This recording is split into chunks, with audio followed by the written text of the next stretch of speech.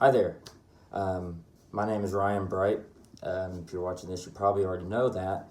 But what I wanted to do was begin a YouTube series about any and all teaching or saxophone or music ideas or concepts that come my way, or any questions that I might run into, or really just any topics that I feel that need to be shared that I see a lot that happens and could easily be fixed. So every series has to start with one video, so this will be our introduction video.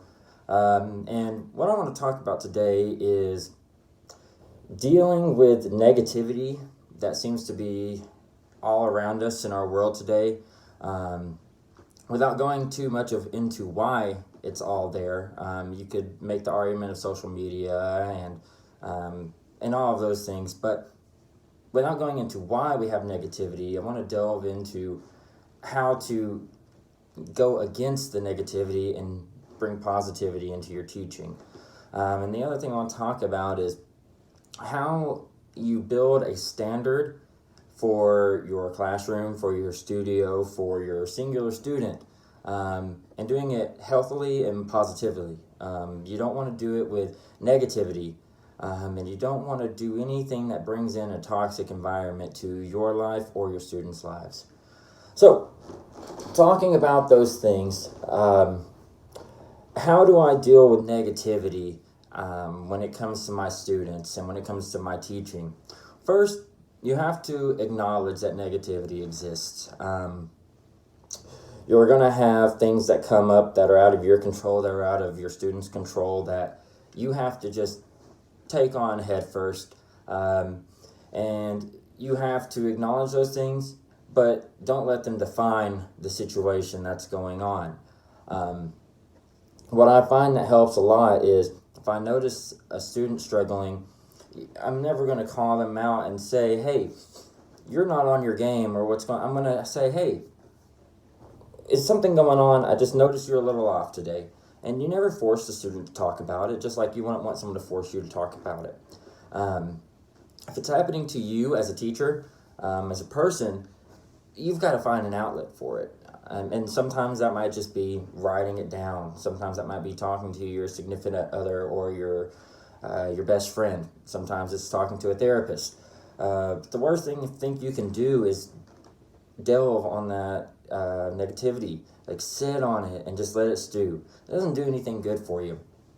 While we're talking about this, make sure that when you're talking about the negativity that comes into your life, if it's with a friend or especially like a coworker or someone just in the profession, make sure you're not dogging your profession. Make sure you're not spreading the negativity. Make sure you're just talking about how it's affecting you in a positive manner to find a positive solution. Which brings me to my biggest point, is don't surround yourself with negative people. Don't go into classrooms or band programs that you know the director is a negative person. No one wants to hang around the director that's constantly talking about how terrible their job is or how hard their job is. They don't want to talk to you about constantly dogging your kids. You say, oh my gosh, I've got this saxophone player that won't shut up. No, every now and then it's event session, but when you do it consistently, that turns you into a negative person. Don't be that guy and don't hang around with that guy. I think that's your biggest fight. Is there's a lot of people in this profession that, for whatever reason, intentionally or not, tend to go onto the negative side when they're talking about their teaching. So when you're venting, make sure it's venting just to get back to positivity. Make sure you're not complaining about the situation overall and making it worse. Going back to your students, how do I surround my students with positivity? There's a few things. Number one, compliments. It's the easiest thing. If you tell your student they're doing a good job, they're going to feel better about themselves. Don't underestimate the smallest compliment and what it can mean to a child or an adult. Even small things like, hey, I hope you're having a great day, or I like your hair today. Oh, your outfit's nice. Those things go a long way. But especially when we're talking about music, And the reason music has so much negativity around it is, think about it. We're exposing ourselves. We're exposing our emotions. We're exposing our ability level. And we're doing this in a very, very naked, atmosphere where there's nothing to hide. There's nowhere to hide. So reaffirming students and their progress goes a long way. Even if they bomb 95% of what they're doing, you have the right and you're supposed to fix those things, but make sure you give them the 5% positive too. Say, hey, you might have missed 7 notes in that scale, but your tone was really nice while you were doing it, or your air support was great, or your posture was perfect. And then go into the negative stuff that you have to do, and it's not negative all the time. Sometimes it's just things that have to get fixed. But students will take it as negativity if you're constantly pointing out all the bad stuff without giving them any compliments. It's a small thing, but it goes a long way. The next thing is utilizing social media. Social media is a good and a bad thing. And I'm not going to go into this generational, I don't know what you want to call it, generational gap almost, where you have an age of people that don't use social media at all, and then you've got young people that can't spend more than 30 seconds without their face glued to their phone. But for all the negative stuff that comes around with social media, and there's a lot of it, you can use it as a positive outlet. Depending on where you are, most of the time, if you're a band director, I recommend you do it through your official band page.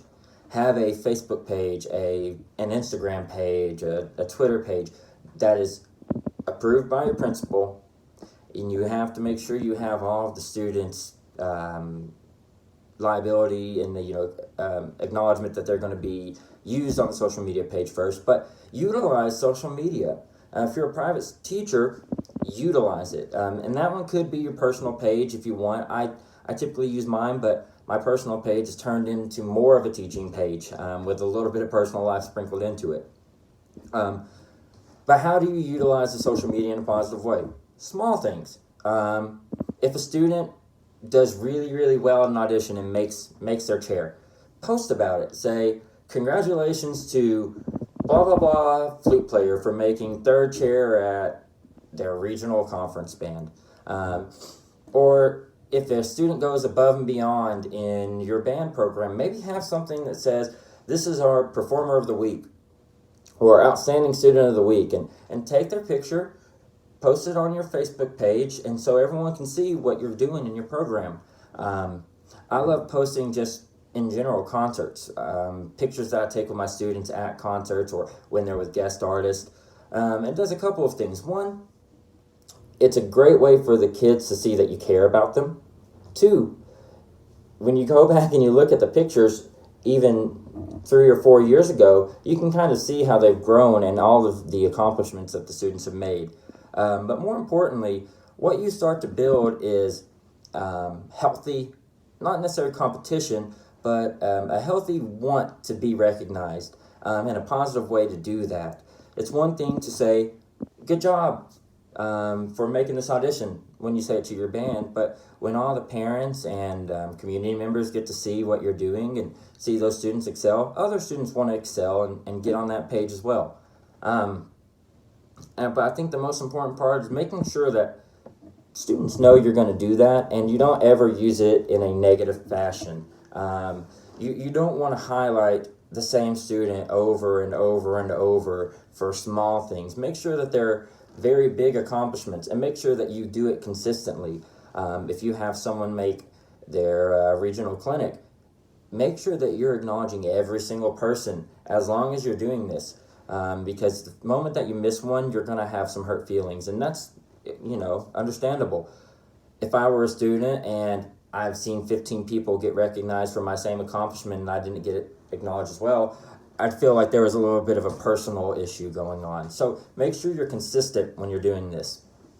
Lastly, as far as surrounding your students with positivity, give them regular updates on their progress. They'll come in and they'll work and they'll work and they'll work, and they don't see the progress day to day to day. You have to make sure that you can remember where they started and where they're going to, and then update them. They might not feel like they made a lot of progress because they're taking their scales up 2 clicks every day. But if you remind them that just a week and a half ago, they started at a quarter note equals 60 and now they're at a quarter note equals 90, that's a big difference. But students sometimes don't think about that. Updating them on their progress, letting them know where they need to go, but also where they came from. That goes a long way. I feel that's probably the most important thing you can do as a teacher, is reminding them of that. Next thing,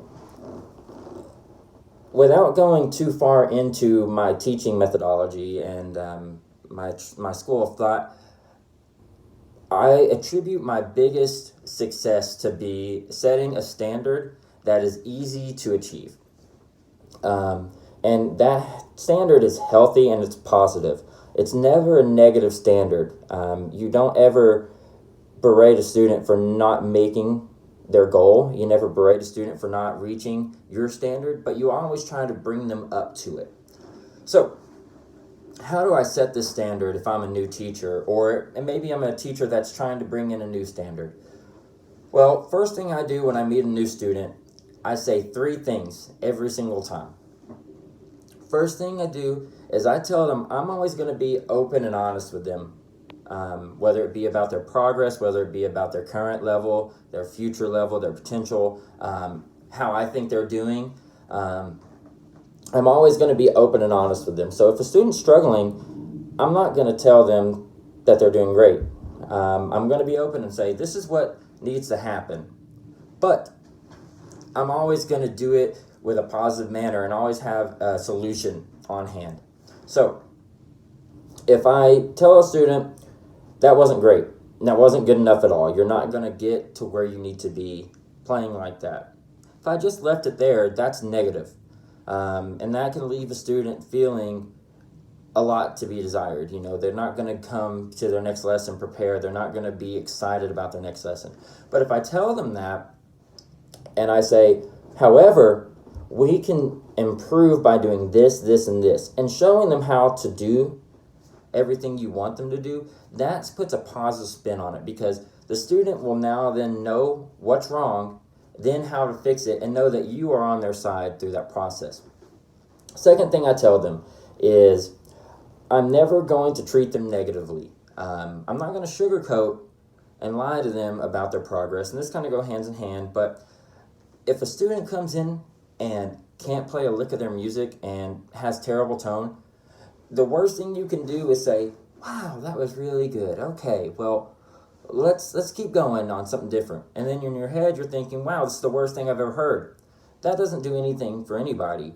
One, it doesn't help the student improve. They get false confidence when they're not actually sounding good. And then 2, you're going to get frustrated because you're not going to help them improve at the rate that you want. So when you run into this, don't sugarcoat your answers. Don't tell them that they're good when they're not. But go back to telling them what's wrong, but how to fix it. Students want to be told how to improve. They don't want to always be told that they're the best thing since sliced bread. They don't need that all the time. Sometimes they need to be told that's not right. And this is how you do it, though. Lastly, I tell the students I'm never going to give them something that they can't accomplish. So when they're starting, sometimes I will give them stuff that is underneath their level, and I tell them it's not to be offensive or think that you're bad. I just want to make sure I don't give you anything that's too hard.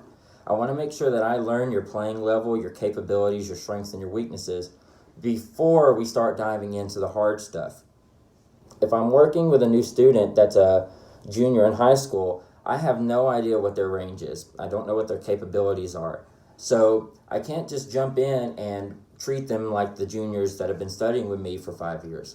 I have to learn what they're good at and what they're not good at. So sometimes that will start and it'll be a little bit of a slap in the face. Oh, I know how to do this already. In which case you say, great, let's play it, let's go on. You've proved that you can do it, let's move on. What you don't want to do is give a student too much. And for example, if I were to take a 6th grade student that has been playing the horn for a month, I'm not going to go in there and require 2 etudes, a solo, all of their major scales plus their chromatic scale full range. If I do that, I'm going to have a kid breaking down because the students want to succeed. Remember that always. If a student is working with you, they want to be good, but they don't know how sometimes. So you have to put them in position to succeed. Don't give them too much too soon. If anything, start slow and then give them more. I promise you, if you do it the right way first, it's going to pay off dividends. Those are the first three things I tell students. How do I continuously build this standard then? Be consistent with your expectations. Don't change based on where a student is or what year it is or how hard the audition music for a regional conference is. Never change. You have to make sure that the students do it the exact same way every time. And that can start even as little as making sure that they're sitting up straight on the edge of your chair with their feet flat on the floor. It's a small thing, but the moment that you start to let them lean back, you're letting them get away from your expectations. Even if they play 99% of their scale correct, but maybe they have a small blip, you can't let them get away with it when you're starting. Sometimes when it's an older student, if you've known the student for 4 years and it was just, bad day or an accident, you can let it slide. But when you're working with a student and you're trying to establish these standards and these habits, don't let anything go by. That means if they start to play and they don't breathe right, stop them before they keep playing. Make them breathe correctly. It's all about being consistent. Once you're consistent with what you expect from them, they will be consistent about what they give you. Third thing, reaffirming when they go above and beyond your expectations or what you've asked of them. Example, say you assign a student 5 scales. And, you say, I want all 5 of these scales at this tempo by next week's lesson. And they come in at their next lesson and they play 7 scales for you. Okay? Go above saying, good job. Really let them know that you're happy with what they've done, that you're excited that they want to get better, and that you will help them push. If they want more of a challenge, give them more of a challenge. Don't ever let going above and beyond become a normal thing. Don't let it become something where all they get is a, hey, good job, pal. Make them really feel special about it, because the more special they feel, the more they're going to do it. And if you don't acknowledge it, why would they go the extra mile for you? It's really something to think about. Lastly, establishing healthy competition within your program or within your studio. How you do this is you want to go back and put all the stuff we talked about today into action concurrently. Acknowledging people that go above and beyond, acknowledging the people that do what they're supposed to do, acknowledging people that make certain auditions, making sure that you acknowledge all of those people, but acknowledge the people that are second chair, third chair, seventh chair, and their progress as well. It's not about your star players. Your band or your studio is only going to go as far as your weakest player in your weakest section. So instead of whining all the time about how your saxophones are playing out of tune, or your trumpets are too loud, or you have no diversity in dynamics, whatever it may be, instead of doing those things, go the extra mile to pull those people up and give them acknowledgement as well.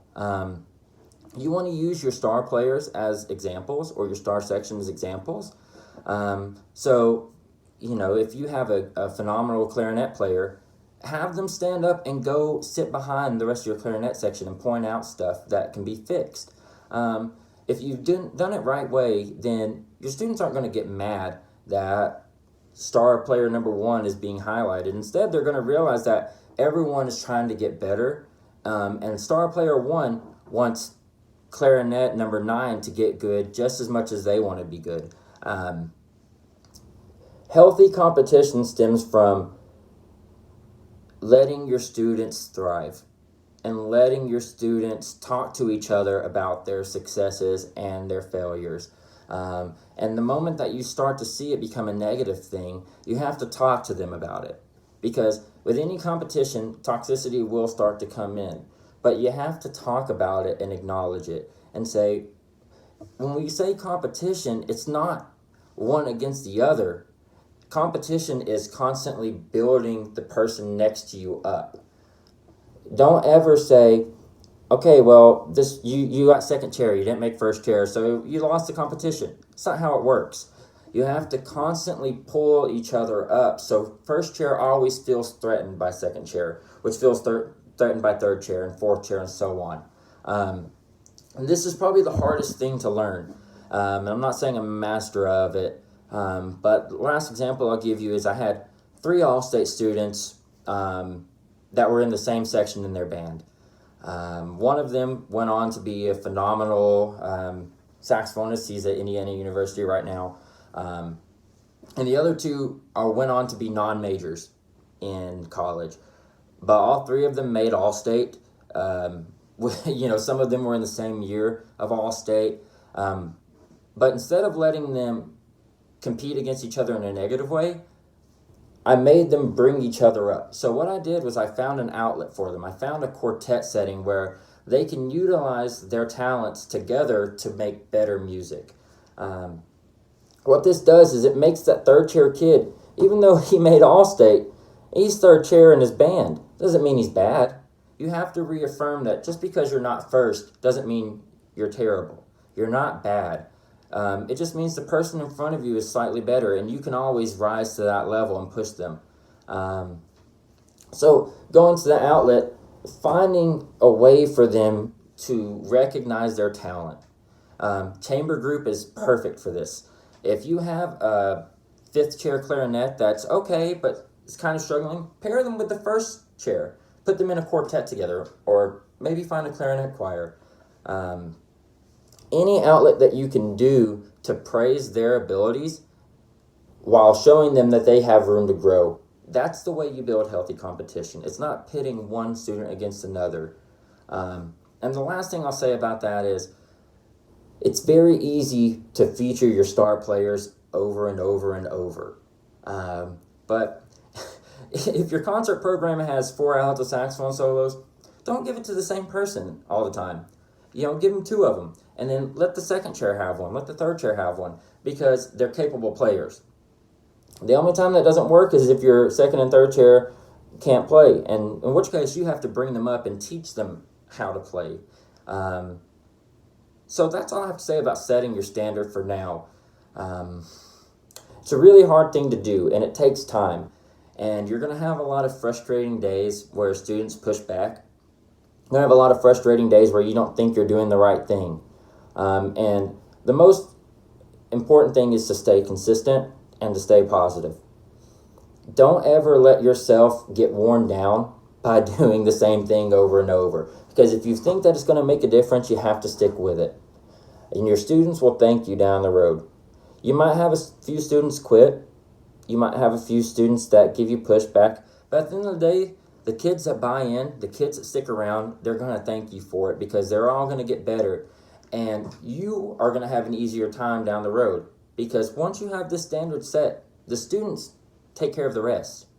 I don't have to set the standard for my studio anymore. My students know what's expected of me. So when new students come in for lessons, they've probably already talked to some of my other students. And they know what I'm going to want from them. They know how I act. They know how I teach. And they know that I've got their back no matter what. So in closing, what I want you to know is not everything is negative all the time. It gets hard out there, especially for music teachers. It's very hard to expose ourselves to kids from anywhere from the age of 8 to 18. Because you never know what the other person's going through. And sometimes kids will just lash out at you because you're the closest thing to them.